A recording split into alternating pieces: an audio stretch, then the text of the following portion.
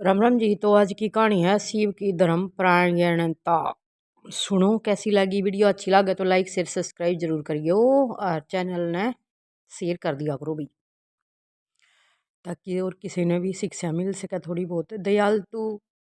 दयालुता और वचनबद्धता से इंसान भगवान को भी वश में कर सकता है। दया और अपने वचन बढ़िया हो ना, तो भगवान ने वश में कर सका है। कबूतर के बदले अपना शरीर दान करके शिव ने इंद्र और अग्नि को जीत लिया।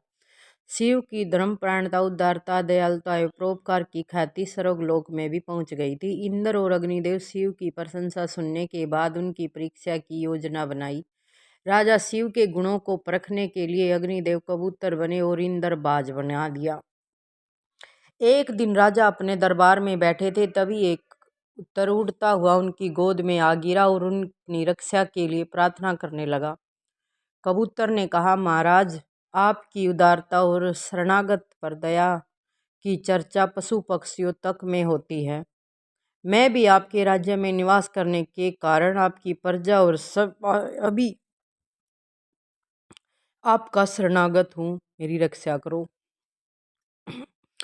शिव ने कबूतर को निश्चिंत रहने का वचन दिया और कहा कि वह उसकी रक्षा हर हाल में करेंगे। राजा ने जैसे ही वचन दिया, तभी वहां एक बाज आ पहुंचा और शिव से कबूतर को वापस करने की मांग करने लगा।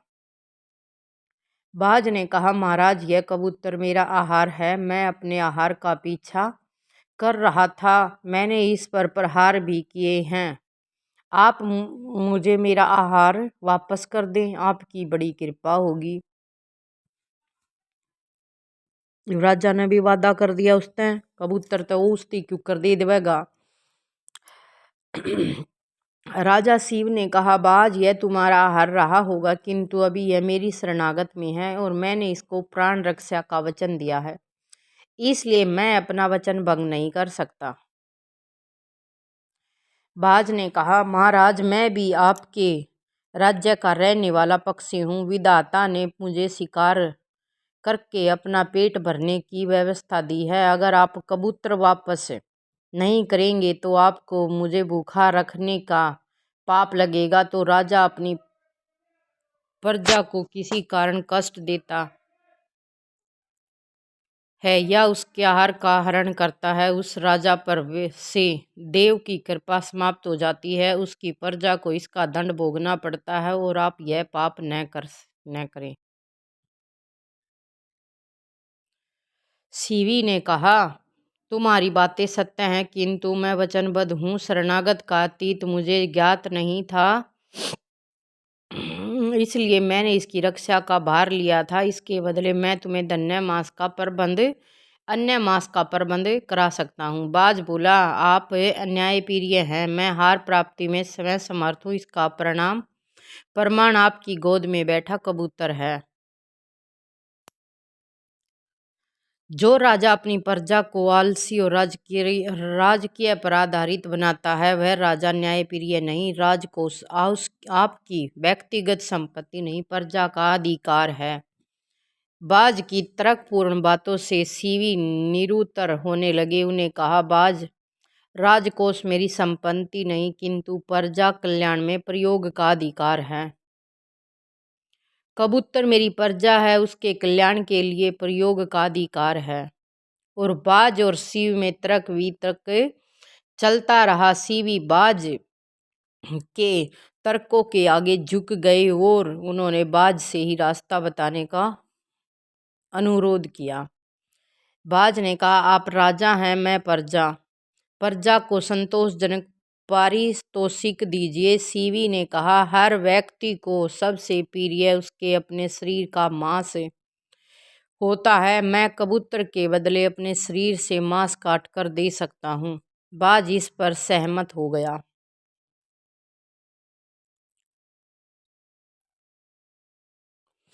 एक बड़े से तराजू